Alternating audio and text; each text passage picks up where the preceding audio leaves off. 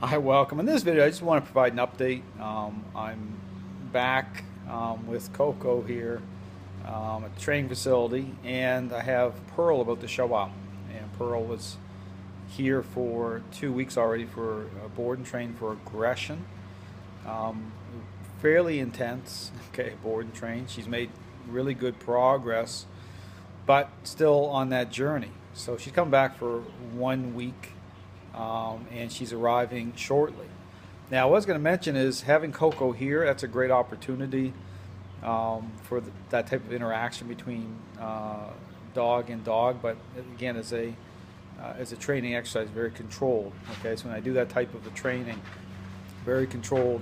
You're dealing with control issues that are manifesting. So, but here, preparing for Pearl arriving, what you'll see is I'll just turn this around, and is I have a crate set up out here in my training area, and separated, okay, from Coco. So when Pearl arrives, I'm going to be actually putting her out into the away from Coco temporarily, until the owner leaves, and I'll be able to take my time and be able to transition her, both dogs side by side. I have where Coco's at. I have crate right beside her, and you'll see here. I'll show you just briefly here. So there's Coco. You see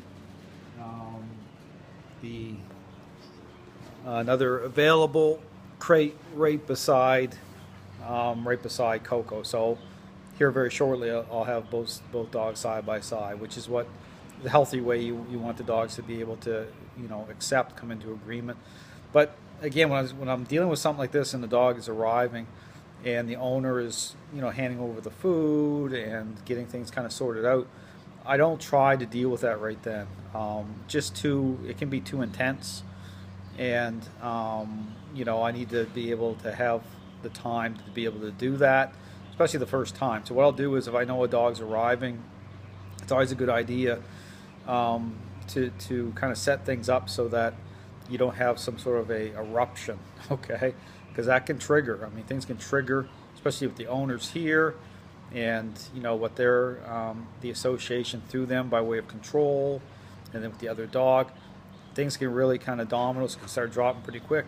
Then you're in the middle of a situation that you have to kind of deal with, and they're dropping the dog off. They want to kind of basically go somewhere. Okay, they don't have the time to be hanging around. It's just not a good scene sometimes if you do that like that. What you want to do is really, because what you're doing is you're really your expectations are really almost like beyond what would be reasonable. We're dealing with a dog that perhaps has a lot of control, and you just think you're going to put the dog right near another dog like that. You want to really do it in a way with the muzzle. But here it's just better. Again, it's better just to be prepared.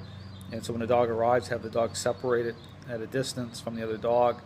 And then when you're finished with the owner, then, which I'm going to do here shortly, is just, again, when I turn that into a training exercise. So I'll just apply the methodology and move Pearl closer and closer to the other crate, and I'll be able to do some down positions and be able to really work the script properly. So, and that's the best way to do it, because it de-stresses everything, it takes the stress off Pearl, and that's what you want. So you want to, again, when you do this type of stuff, you want to really be aware that how things kind of go down, and always be kind of intentional with what you're doing. Always never assume anything. You always want to set things up so things are fairly calm. You do things in a very intentional way. So thanks for watching.